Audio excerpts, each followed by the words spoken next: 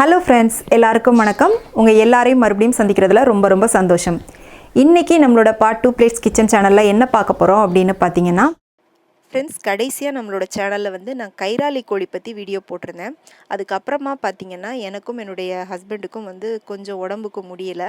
அதனால் என்னால் கண்டினியூவாக வீடியோஸ் எதுவுமே போட முடியலை. நிறைய பேர் ரொம்ப அக்கறையோடு கேட்டிருந்தீங்க, ஏன்க்கா வீடியோ போட மாட்டேங்கிறீங்க, போடுங்கக்கா அப்படின்னு சொல்லி. உங்கள் எல்லாருக்குமே ரொம்ப நன்றி. இப்போ வந்து எல்லாம் க்யூர் ஆகி 2 பேருமே ரொம்ப சேஃபாக இருக்கோம்.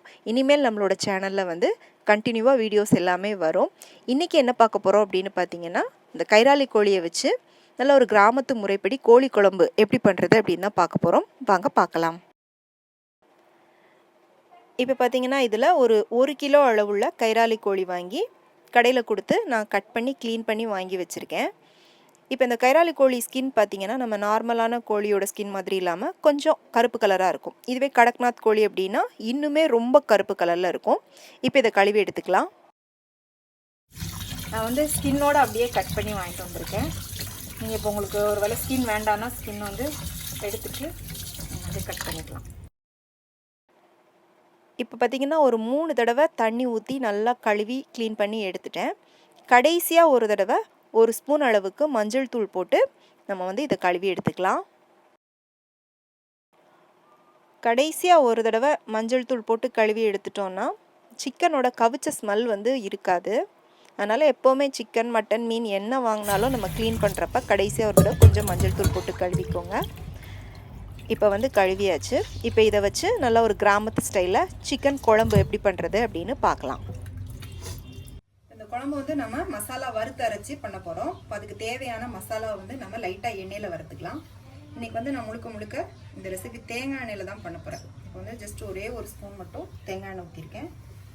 இப்போ எண்ணெய் நல்லா சூடாயிடுச்சு. 2 டீஸ்பூன் கொத்தமல்லி விதை போட்டுக்கலாம்.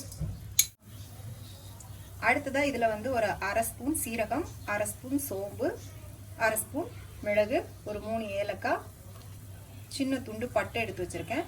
இது வந்து ஒரு 3 கிராம்பு, ஒரு 6-7 காஞ்ச மிளகாய் எடுத்து வச்சுருக்கேன். இது எல்லாத்தையுமே நம்ம இதோட போட்டுடலாம். போட்டு இது எல்லாத்தையும் கொஞ்சம் லோ ஃப்ளேமில் வச்சு நல்லா வறுத்துக்கலாம். இப்போ இது கூடவே வந்து ஒரே 1 ஸ்பூன் கசகசா போட்டுக்கலாம். கசகசா இல்லைன்னா முந்திரி பருப்பு ஏதாவது ஒன்று போட்டிங்கன்னா போதும்.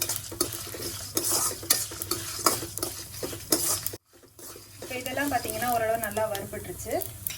இப்போ இது கூட வந்து நான் 1 கப் அளவுக்கு தேங்காய் சேர்த்துக்கிறேன். தேங்காய் சேர்த்துட்டு இதே லைட்டாக ஒரு 1 நிமிஷம் மட்டும் இதோட சேர்த்து வறுத்தா போதும். காஞ்ச மிளகா வந்து உங்களோட காரத்துக்கு ஏற்ற மாதிரி நீங்கள் போட்டுக்கோங்க. நான் இது போக இந்த மசாலா அரைச்சி சேர்த்தது போக எக்ஸ்ட்ரா வந்து வீட்டில் அரைச்ச குழம்பு மிளகாத்தூளும் வந்து இந்த குழம்புல சேர்ப்பேன். அதனால வந்து நான் கொஞ்சம் கம்மியாக தான் சேர்த்துருக்கேன் இதில் காஞ்ச மிளகா. இதை வந்து கம்ப்ளீட்டாக நல்லா லோ ஃப்ளேம்லேயே வச்சு வறுத்துக்கோங்க, கருக விடாமல் வறுத்துக்கோங்க. இப்போ பார்த்தீங்கன்னா இது வந்து வறுபட்டுருச்சு. இப்போ இதை எடுத்து நம்ம வேறு பிளேட்டுக்கு மாற்றி ஒரு பிளேட்டில் கொட்டி நல்லா ஆற விட்டுடலாம். இது ஆறினதுக்கு அப்புறமா வந்து நம்ம அரைச்சி எடுத்துக்கலாம்.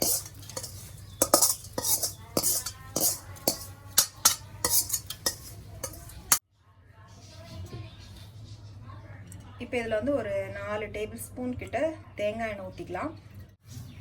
இப்போ வந்து எண்ணெய் நல்லா சூடாயிருச்சு. இதில் வந்து ஒரு 150 கிராம் அளவுக்கு சின்ன வெங்காயம் உரிச்சு போட்டுக்கலாம். அதாவது சிக்கன் குழம்பு, மட்டன் குழம்பு எல்லாமே வந்து நம்ம பெரிய வெங்காயம் போட்டு பண்ணுறதை விட சின்ன வெங்காயம் சேர்த்து பண்ணும்போது டேஸ்ட் வந்து நல்லாயிருக்கும். இப்போ இது வந்து கொஞ்சம் நல்லா வதங்கட்டும்.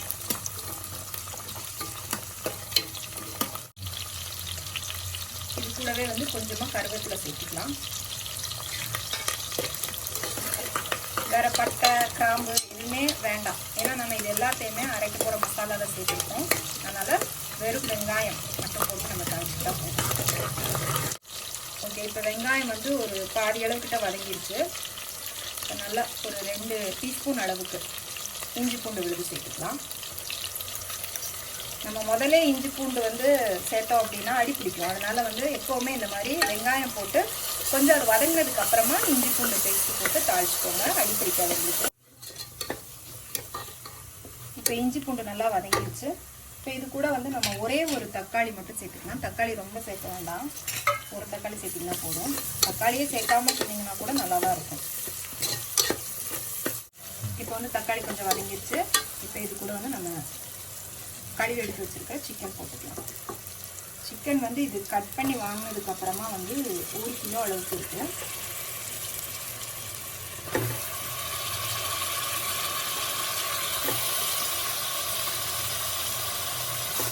சிக்கன் போட்டுட்டு நல்லா மிக்ஸ் பண்ணி விட்டுக்கோங்க.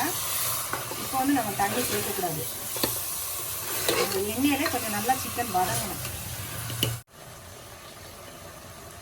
இது கூட ஒரு 1/2 ஸ்பூன் மஞ்சள் தூள் சேர்த்துக்கலாம். அடுத்ததான் உப்பு சேர்த்துக்கலாம், தேவையான அளவுக்கு போட்டுக்கோங்க.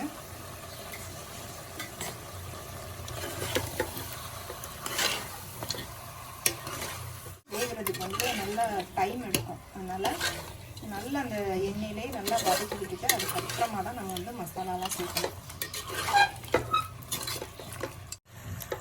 இப்போ வந்து உப்பு மஞ்சள் தூளும் போட்டு நல்லா வதக்கியாச்சு. இப்போ இது கூட வந்து தண்ணி எதுவும் சேர்க்க வேண்டாம். இதை வந்து ஒரு மூடி போட்டு மூடி அடுப்பை கொஞ்சம் மீடியமில் வச்சு ஒரு 10 நிமிஷத்துக்கு அப்படியே அந்த எண்ணெயிலே கொஞ்சம் நல்லா வேகட்டும். இப்போ நம்ம வறுத்து வச்ச மசாலா பார்த்தீங்கன்னா நல்லா ஆறிடுச்சு. இதை வந்து நான் ஒரு மிக்ஸி ஜாருக்கு மாற்றிட்டேன். இப்போ இதை வந்து நல்லா மையாக நம்ம அரைச்சி எடுத்துக்கணும். இப்போ நீங்கள் அம்மியில் அரைக்கிறதா இருந்தால் அம்மியில் கூட அரைச்சிக்கோங்க. இப்போ இதை வந்து இப்போ வந்து மசாலா அரைச்சாச்சு பாருங்கள். இந்த மாதிரி நல்லா மையாக அரைச்சி எடுத்து தனியாக வச்சுக்கோங்க. ஓப்பன் பண்ணி பார்க்கலாம் பாருங்கள். நம்ம வந்து சிக்கனில் தண்ணியே சேர்க்கலை, அந்த சிக்கன்லேருந்து வந்த தண்ணியே எவ்வளோ இருக்குது பாருங்கள். பாருங்கள், இது வந்து வீட்டில் அரைச்ச குழம்பு மிளகாய் தூள். இது வந்து நல்லா ஒரு 2 டேபிள் ஸ்பூன் அளவுக்கு இருக்குது. இந்த போட்டு ஃபஸ்ட் நல்லா வதக்கலாம். இப்போ இதை வந்து லைட்டாக ஒரு நிமிஷம் மட்டும் நல்லா வதக்கி விட்டுட்டு நம்ம அரைச்சி வச்ச மசாலா வந்து சேர்த்துக்கலாம். இப்போ வறுத்து அரைச்ச அந்த மசாலா வந்து நம்ம இதில் போட்டுடலாம்.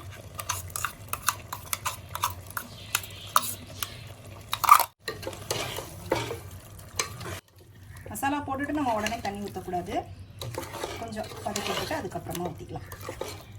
இப்போ வறுத்தரைச்ச மசாலாவை போட்டு நான் கொஞ்சம் நேரம் நல்லா வதக்கிட்டு அப்படியே விட்டுருக்கேன் வேக. பாருங்கள், நல்லா கொஞ்சம் எண்ணெய் பிரிஞ்சு வந்திருக்கு. இப்போ வந்து இது கூட நம்ம வந்து தண்ணி ஊற்றிக்கலாம். மசாலா அரைச்ச மிக்ஸி ஜாரை கழுவிட்டு நான் வந்து அந்த தண்ணி ஊற்றிருக்கேன். தண்ணி வந்து உங்களுக்கு குழம்பு எந்த அளவுக்கு வேணுமோ அதுக்கு ஏற்ற மாதிரி நீங்கள் ஊற்றிக்கோங்க.